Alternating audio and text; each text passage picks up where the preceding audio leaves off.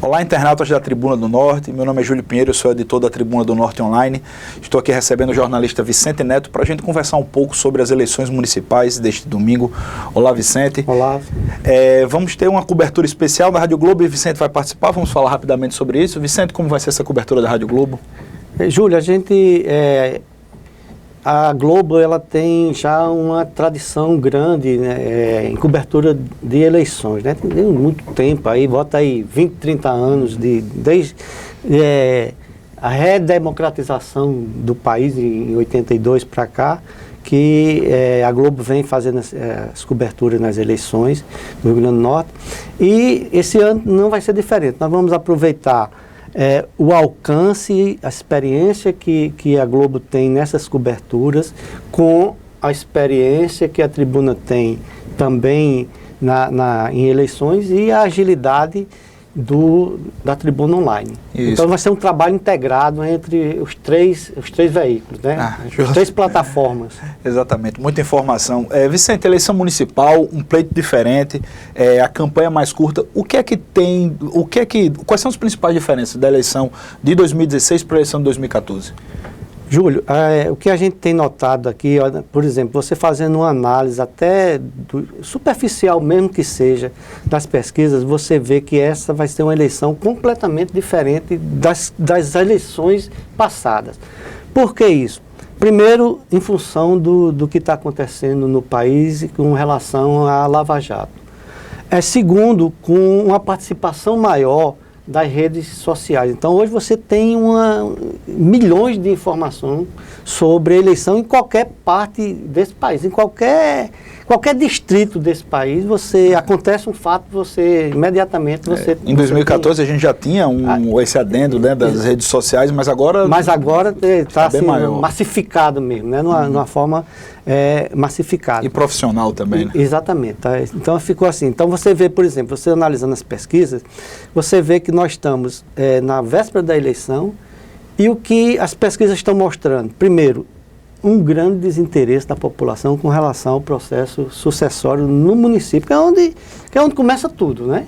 Onde começa tudo. Você vê, o negócio é tão diferente que no Rio Grande do Norte nós temos 28 prefeitos que tinham direito por lei a ser candidatos à reeleição e desistiram, né? Inclusive o último aqui, o prefeito de Mossoró. A segunda maior cidade do país. A segunda maior cidade do Rio Grande do Norte. Né? Do país foi bom, né? Do Rio Grande do Norte.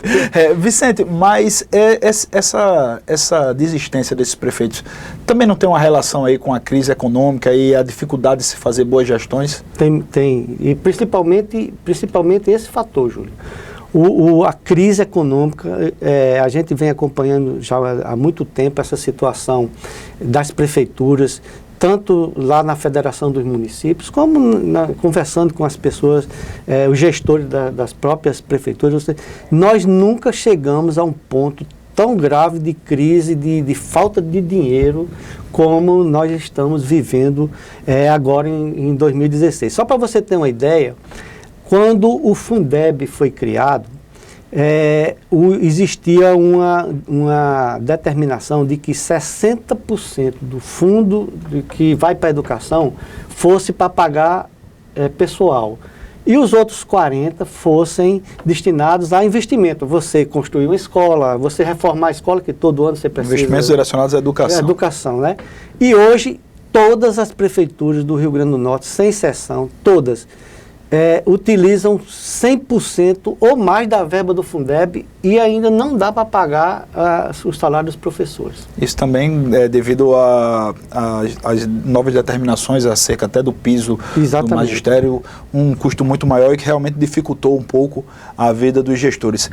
Vicente, a eleição municipal, você vai votar os eleitores votarão para prefeito e vereador. Vicente, qual foi a importância do horário eleitoral para esse pessoal conhecer esses candidatos? Porque foram 45 dias, né? Uma campanha bem menor do que nas outras vezes. Isso pode ter tido alguma influência assim, para o desconhecimento dos candidatos por ter sido tão pouco tempo? Sim, com certeza, Júlio. E além do mais, esse curto tempo, ele beneficiou quem já era conhecido, né? Quem já estava no poder. Então você tem, por exemplo, nas cidades onde houve cobertura da televisão, no caso do Rio Grande do Norte, Natal e Mossoró, você tem um conhecimento maior das propostas dos candidatos. Nas outras cidades onde a campanha é feita ou no rádio, hoje quase toda cidade tem uma emissora comunitária de rádio, ou então nas ruas mesmo, né? Então, assim, você vê que as pesquisas mostram que ainda há um desconhecimento muito grande, às vezes você não sabe nem quem pessoas que você vê, assim, do seu dia a dia, que tem acesso à internet, tem acesso ao jornal, muitas vezes ela não sabe quem é o candidato numa cidade aqui perto de Natal. E a gente também não tem visto muita gente na rua, não é, Vicente? Não, aí é onde entra a coisa. Essa mudança que houve, Júlio, proibindo o financiamento de campanha por empresas, né? Isso aí também teve um impacto muito grande, porque em toda cidade hoje, é interessante isso, você vai, em qualquer cidade que você vá para a eleição, tem um liso, né? Com aquela música do liso. O liso, o cara só quer votar no liso e tal. Então, assim, dinheiro para fazer eleição, não houve, a não ser que aí as pessoas já estão falando aí, eu vi recentemente uma matéria vinda lá de um levantamento feito pelo TSE de que tinha pessoas que já morreram, pessoas do Bolsa Família, todo tipo de doação já com indício... Como pessoa física, que é uma doação permitida por lei. Permitida, né? Mas com indício de fraude, até porque uma família que participa do Bolsa Família, em tese, ela não teria como fazer uma doação maior do que ela ia receber, né? Vicente, o comportamento também do eleitor tem mudado bastante, né, nesse tempo, porque antes a gente via que o número de indecisos era bem menor e o pessoal tinha, assim, geralmente nas eleições municipais, aquela bipolaridade, principalmente no interior, mas hoje em dia você vê ainda um número muito grande de indecisos. A que se deve isso, Vicente?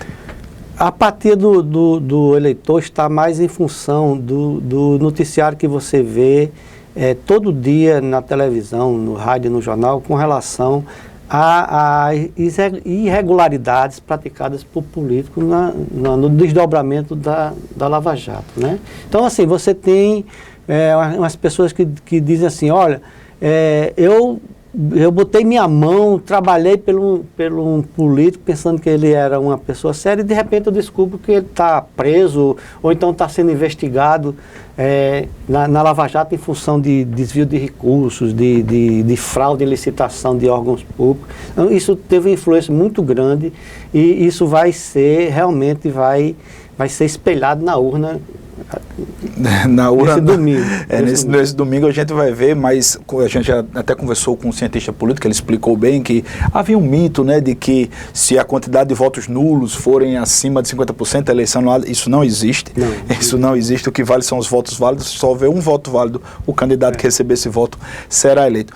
Vicente, a Justiça Eleitoral também tem atuado de uma forma também digital nesse ano. Eles têm, através do Pardal Eletrônico, que é uma ferramenta que foi bastante utilizada, receberam mais de 3.000 denúncias eleitorais sobre irregularidades na campanha. Vicente, você acredita que essa eleição, como ocorreu nas outras eleições recentes, também pode ter muito judicializado, aquele pós-eleição, aquele resultado pós-urnas, também ainda pode ser muito questionado? Eu acho, viu, Júlio, assim, talvez não tanto como a gente poderia imaginar, mas num bom volume a gente vai ter terceiro turno. Você acredita que o povo está... O segundo e terceiro turno que é nisso? Exatamente em função disso. A função do eleitor sendo mais vigilante, você acredita que teve algum papel para inibir crimes eleitorais nesse ano? Sim, também, né? E até também em função da falta de dinheiro, né? Porque você faz... A ideia que a gente tem de crime eleitoral está ligada a dinheiro. A captação ilícita de sufrágio, voto, né? No popular, compra de voto. Compra de voto. Então, assim, como esse ano a campanha foi uma campanha pobre, então eu imagino até que em função disso você não tenha... mas isso acontece muito também, viu, Júlio? Em relação o período que antecede o pleito. Então você tem no interior existe muito isso. Seria a marcação homem a homem que fala, né? Então um candidato sai de casa, então o adversário sai um carro atrás dele. Onde ele vai, de noite, no sábado de noite, no sábado de tarde, no domingo de manhã. Para onde ele sai, vai um carro atrás dele e o do cara que é seguido também bota a equipe para seguir o... E os bancos estão em greve seguidor, também, né? E os bancos estão em greve, né? Também tem isso. Vicente, falando diretamente por Natal, que é o maior colégio eleitoral aqui do Rio Grande do Norte, você acredita que haverá uma renovação, principalmente nos quadros da Câmara Municipal? Júlio, a gente tem, assim, do ponto de vista de você ter nomes, né, novos nomes, a gente vai ter, eu acredito, até em função de que muitos candidatos não puderam, não puderam ou não quiseram. Né? Não quiseram disputar a reeleição, né? Ou em função de problema de ficha suja, ou em função de achar que realmente já chegou a hora dele se aposentar, mas geralmente colocando o filho ou a esposa. Eu não sei será que a gente teria 50% aí de renovação na Câmara? Seria e se é 50% os novos nomes... Serão novos? Pode ser renovação? Isso é a pergunta que a gente faz, né? Porque o que a população espera do nosso legislativo, também do executivo, são atitudes novas, né? Acabar com aquela velha política. Exatamente. Você vê, Júlio, o seguinte...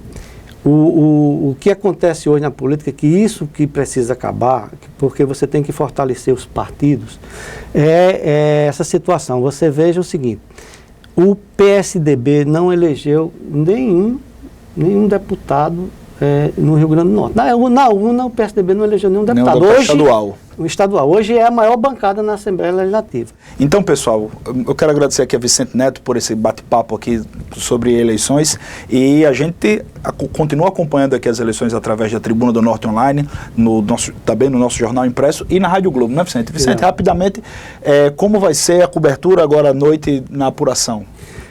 Júlio, no dia da eleição, no domingo, a Rádio Globo vai começar a cobertura dela logo cedo, 7 horas da manhã, com flashes das equipes que vão ficar na rua. E a cobertura mesmo que a gente antigamente chamava de a marcha das apurações, né?